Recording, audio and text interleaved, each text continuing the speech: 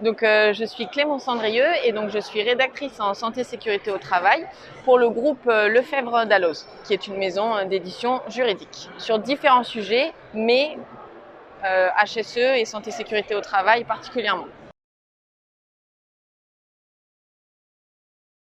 Oui, là, très clairement, ouais, surtout qu'en fait, c'est une loi qu'on attendait depuis un moment parce qu'il y avait déjà eu un rapport sur le système de la santé sécurité au travail en 2018 avec des négociations qui se sont suivies, un ANI qui a été publié en décembre dernier. Donc oui, en fait, c'est l'aboutissement d'un processus qui a bien 2-3 ans maintenant. Donc il y a deux grosses thématiques. La première, c'est vraiment les évolutions des services de santé au travail, qui sont d'ailleurs renommés en services de prévention et de santé au travail. Et les autres dispositions concernent plus le renforcement de la prévention des risques professionnels dans les organisations, entreprises ou fonctions publiques.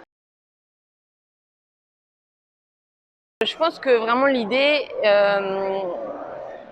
c'est de renforcer la prévention globale, donc c'est quand même en faveur des salariés, mais aussi des employeurs, puisqu'il ne faut pas oublier que en fait, les entreprises qui mettent en place des démarches de santé sécurité au travail sont en fait plus performantes, même au niveau économique. Il y a eu des études là-dessus il y a quelques années, donc on pourrait dire que tout va dans le même sens.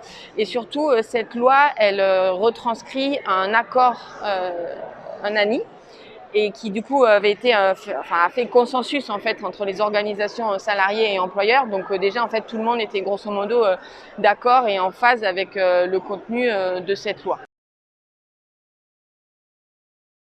Donc pour l'instant, on a, si vous voulez, les principes macro, mais dans le détail, c'est pas calé encore. Et c'est vrai que je connais des entreprises qui s'interrogent sur les missions qui sont ajoutées aux services de prévention et de santé au travail, donc en gros la médecine du travail. Parce que c'est vrai que dans certains territoires, il manque de médecins du travail et certains employeurs sont déjà confrontés à un certain manque de disponibilité. Et là, on se dit, sur ces territoires-là, si les services de santé au travail ont de nouvelles missions comme organiser des visites mi-carrière, mener des actions par rapport à la santé publique, je sais que certaines entreprises se posent un peu la question de comment ça va être possible en pratique. Si on se place plutôt côté entreprise, je pense plutôt aux évolutions du document unique. Donc le document unique qui date maintenant de 20 ans.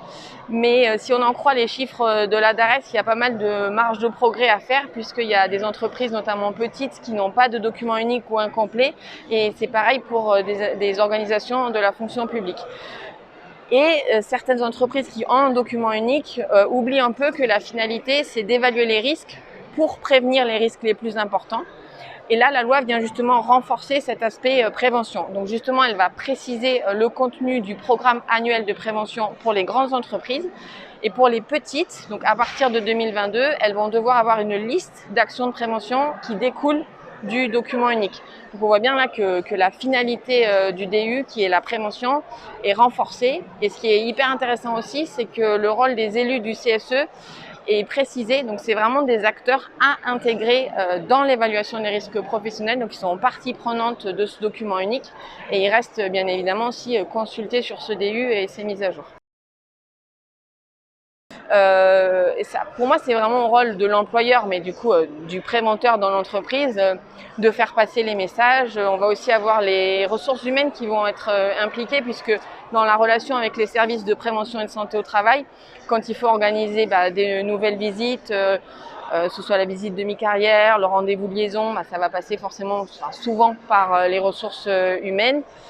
Si le médecin du travail ou son équipe bien faire des actions de sensibilisation, par exemple sur les bénéfices du sport dans l'entreprise, ça va être le préventeur et les ressources humaines qui vont organiser ça avec les services de prévention et de santé au travail. Et au niveau salarié, j'ai envie de dire, il faut que l'information arrive jusqu'à eux, quoi.